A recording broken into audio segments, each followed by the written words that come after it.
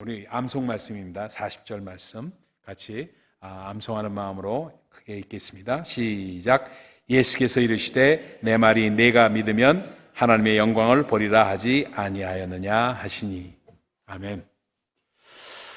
할렐루야. 네, 여러분 8월 들어서 날씨가 많이 더워지고 있는데 여러분들 건강에 유의하시고 그리고 주 안에서 복된 8월 달을 보내시기를 부탁을 드립니다.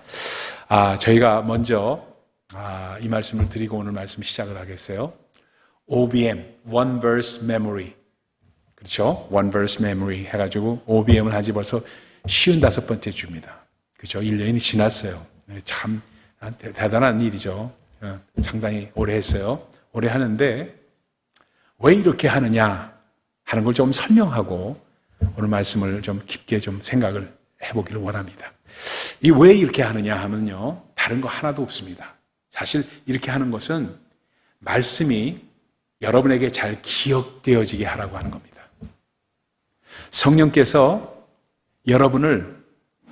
이 말씀을 여러분에게 기억나게 하시기 쉽게 하기 위해서 One Verse Memory로 아주 포커스를 두는 이유가 있습니다.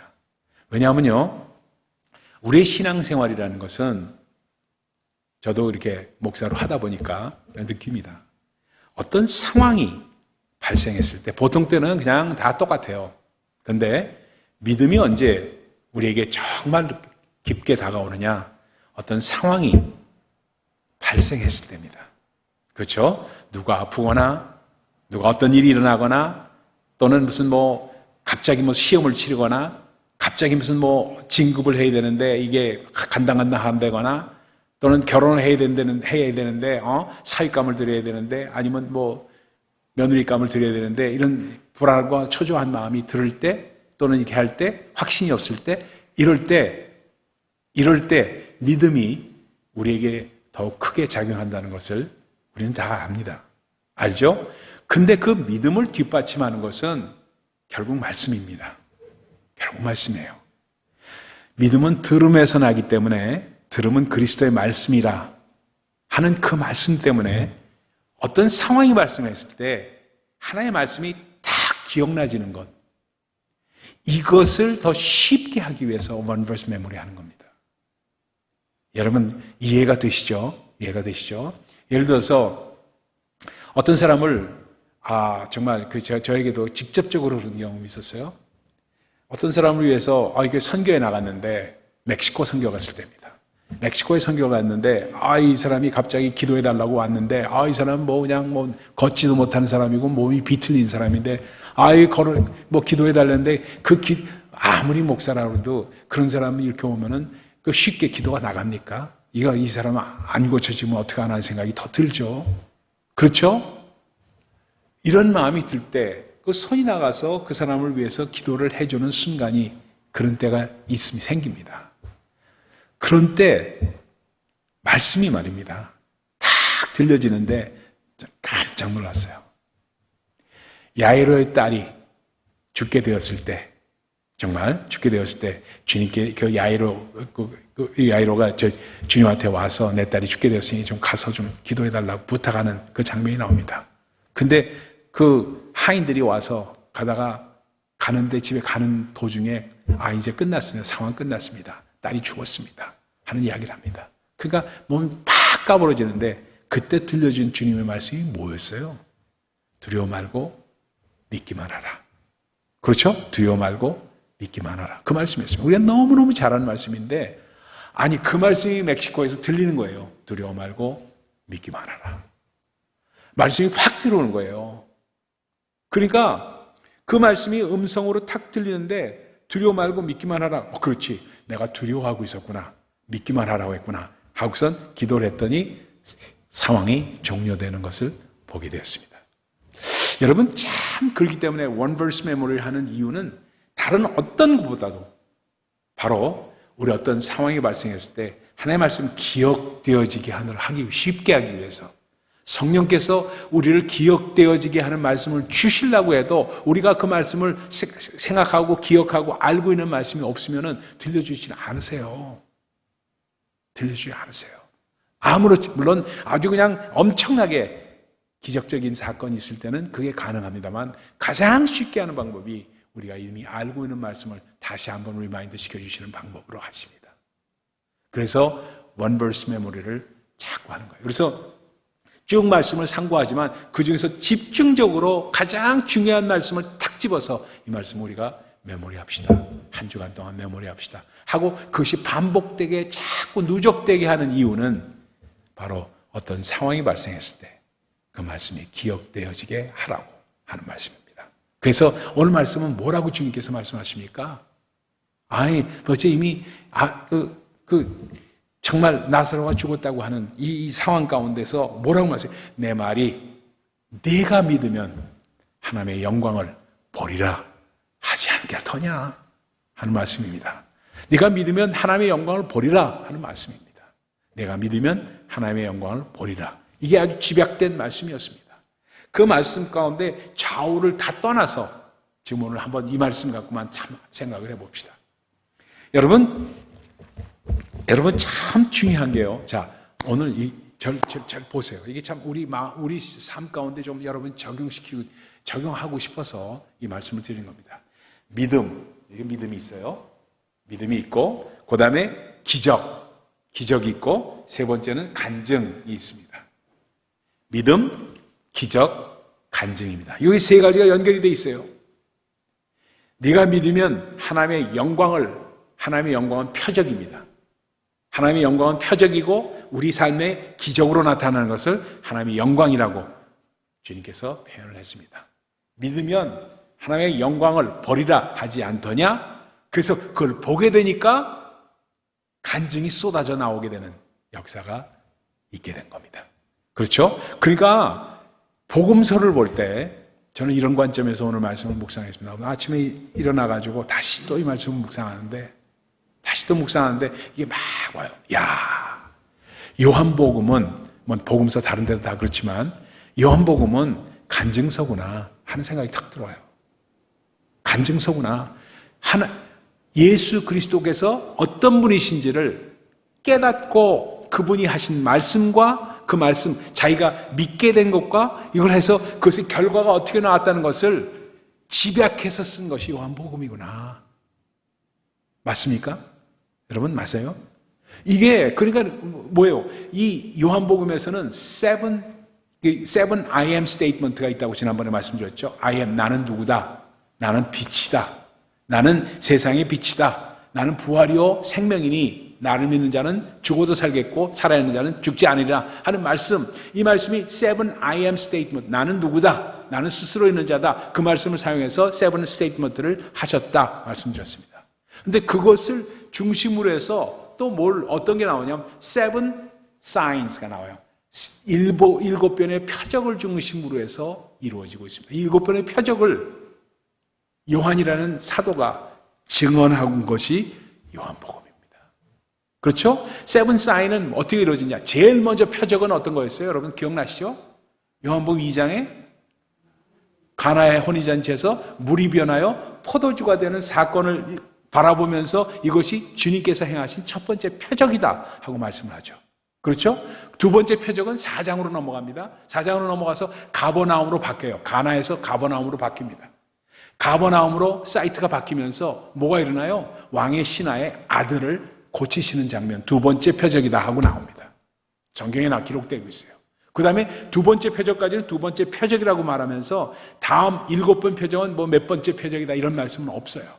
두 번째 표적까지는 딱 찍어서 얘기하지만 그 다음에 세 번째 표적은 5장으로 넘어와서 예루살렘에서 장소는 예루살렘으로 바뀌면서 38년 된 병자를 고치시는 장면 세 번째 표적으로 소개하고 있습니다. 그렇죠? 그 다음에 6장으로 넘어가서 다시 갈릴리로 넘어가서 갈릴리의 베세다 그 광야에서 말입니다. 그 광야에서 뭐예요? 오병이어의 이적을 일으키면서 나는 bread of life, 생명의 떡이다 하는 말씀을 주시면서 그게 바로 네 번째 표적으로 말씀하고 있어요. 6장에서 한 번 더 표적을 보여주십니다. 무리를 걸으시는 바다 위를 걸으시는 주님. 그래서 바다 위를 걸으시는 것으로 표적을 또 한 번 주십니다. 그리고 5번째 표적에서는 뭐예요? 날 때부터 소경된 자. 날 때 9장으로 넘어가죠. 그 다음에 갈릴리 무리를 거두면서 날 때 6번째 표적으로 날 때부터 소경된 자.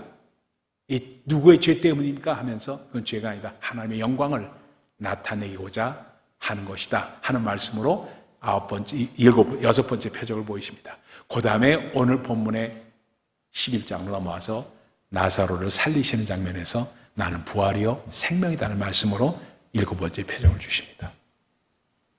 자, 여러분, 그러니까 이 표적을 말씀하시는 이것 자체가 뭐냐?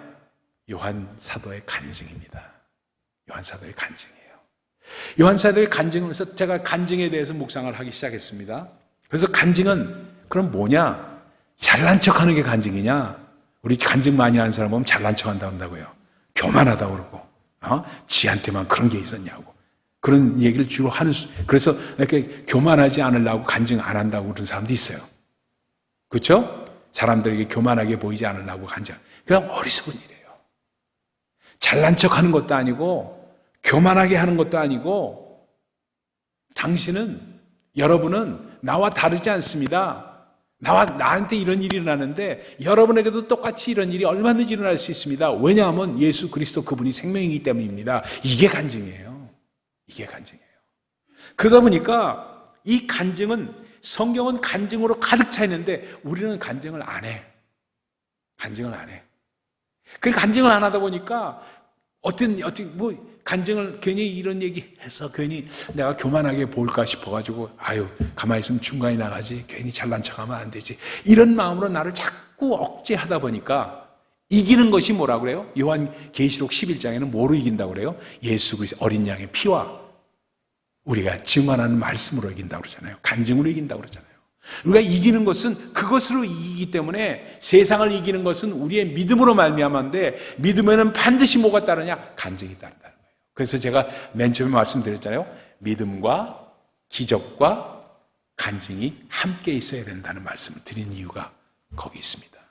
그래서 이 믿음이 있으면은, 믿음은 기적을 담는 그릇과 똑같습니다. 나타나게 되어 있어요. 왜? 우리가 구하게 되어 있기 때문에. 믿음으로 구하기 때문에 역사는 일어나게 되어 있습니다. 그럼 역사가 일어난 것을 서로 나눔으로써, 간증함으로 말미암아 내가 맨 처음에 가졌던 말씀으로 말미암았던 이 믿음을 다시 한번 reinforce를 하는데, 이걸 안 하니까 reinforce가 안 되는 거라. 나눔이 없으니까, 끊어지니까. 그러니까 이게 사이클이 안 돼요. 간증은 우리에게 믿음에 대한 주인의식을 줍니다. 주인의식을 줘요. 항상 믿음에 대한 오너십은 우리가 갖고 있는 거예요.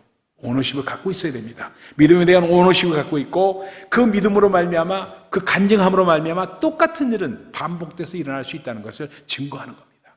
증거하는 거예요. 또 내가 지금 영적 싸움에서 어떻게 싸우고 있다는 것을 서로 나누기 때문에 정말로 우리가 정말 감사함으로 성령의 음성을 들을 수 있는 그런 통로가 됩니다. 여러분, 그렇다고 이 간증이 맨날 무슨 병자가 일어나고 뭐가 어떻게 됐고 뭐가 엄청난 이런 것만 있는 게 아니에요. 제가 잔잔한 간증 가운데도 얼마든지 정말 성령의 감동이 있었는지 이루 말할 수가 없어요. 제가 들었던 간증 가운데 이런 분이 있어요. 이만월 선교사님이라고. 이 선교사님이 중국 선교사예요.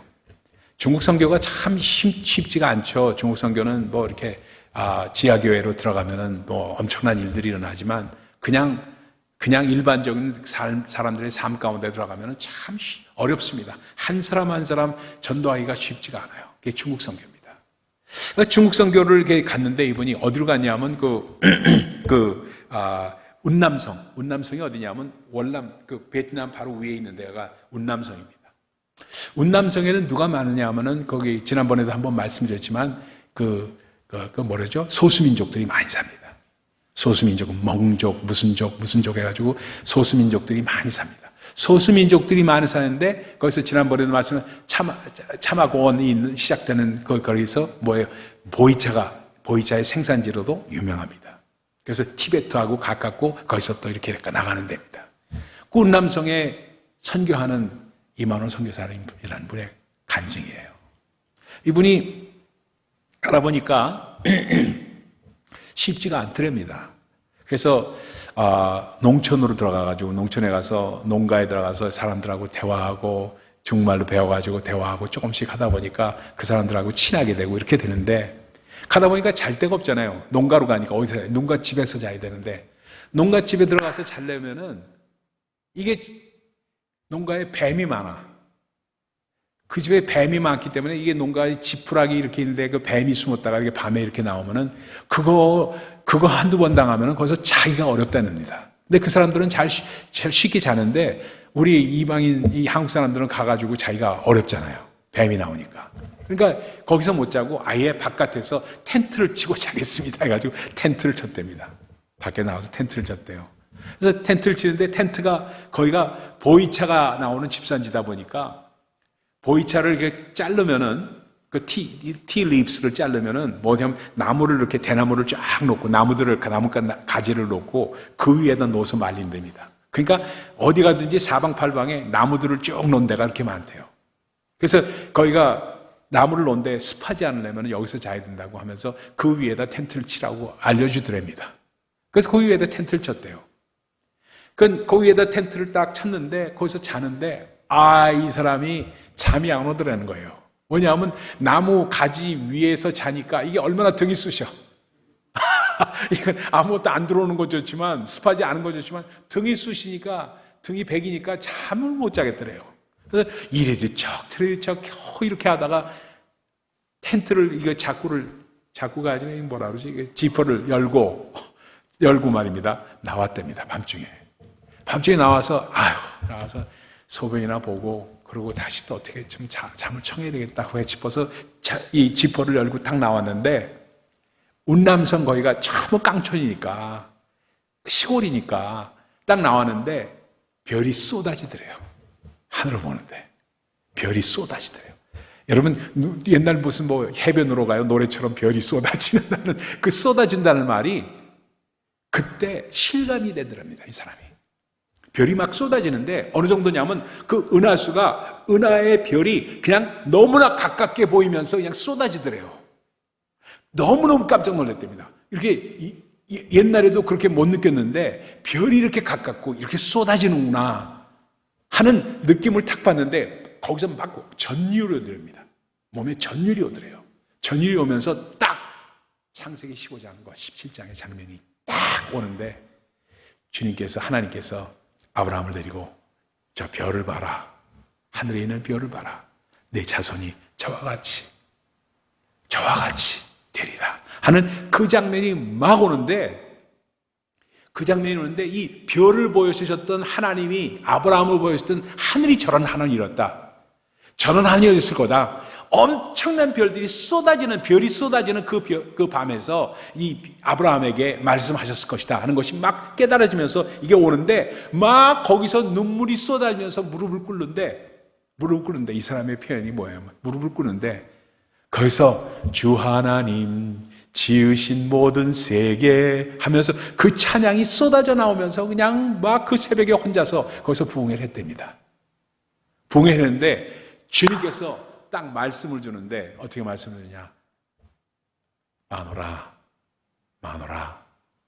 아브라함에게 내가 그의 자손이 저 하늘의 별과 같이 되리라 하고 약속했던 것처럼, 너는 지금 한 사람을 전도하느라고, 한 사람에게 선교하느라고 너무너무 힘들었지만 너의 영적 자녀들은 하늘에 있는 저 별과 같이 되리라 하는 그 말씀을 주더래요. 거기서 통곡을 했다는 거예요. 통곡을. 그러니까 하나님의 임재를 체험하는 이 간증이라는 것은 이와 같습니다. 이와 같아요. 여러분, 꼭 이적과 표적이 나타나서 정말 꼭 우리가 그냥 뒤집어지고 자빠지고 정말 이렇게 된 병이 낫고 이런 것만이 간증이 아니라 정말 하나님의 임재를 체험하는 간증, 이것이 우리 가운데 있을 때 믿음은 기적을 낳고, 기적은 바로 우리에게 간증으로 나타나서 이것이 계속되어지는 삶이 우리의 신앙생활이다. 그래서 우리가 오비엠하는 겁니다. 그러니까 하나님의 말씀이 실제고, 영적인 실제고, 믿음도 실제이고, 그 다음에 우리에게 나타나는 이적과 표적도 실제이고, 그것이 바로 하나님의 영광이라는 것을 우리가 기억하는 겁니다. 그래서 세상을 이기는 것은 이것이니 곧 우리의 믿음이라. 세상을 이기는 것은 곧 이것이니 승리니 이것이 바로 우리의 믿음이니라 하는 요한일서 5장 4절의 말씀과, 그렇죠? 어린 양의 피와 자기의 증언하는 말씀으로 우리가 이기게 된다는 그러한 요한계시록 11장의 말씀이, 12장의 말씀이 우리에게 이루어져서 정말로 간증이 가득 찬 우리의 신앙생활이 되기를 예수 그리스도의 축원을 드립니다. 그래서 오늘 말씀 그렇습니다. 너희가 믿느냐? 너희가 믿으면은 하나님의 영광을 보리라. 내가 너에게 말하지 않더냐? 그게 내 말이 그렇지 않더냐? 하는 주의 말씀 다시 한번 그분의 음성으로 우리에게 새겨지는 그런 시간이 되길 바랍니다. 그러니까 우리의 삶 가운데, 우리의 신앙 가운데 그렇게 이루어져서 매일매일 삶 가운데 정말 우리가 다스림의 능력이 우리 가운데 있도록 하시고, 우리의 신앙이 창조의 신앙, 임마누엘의 신앙, 구속의 신앙, 그리고 부활의 신앙, 이 네 가지 기둥이, 신앙의 그 종류의 기둥이 우리 가운데 새겨져서 믿음이 충만한 우리 가운데 넘쳐나서 간증이 넘치는 삶이 되시기를 예수 그리스도의 이름으로 축원을 드립니다. 기도하겠습니다.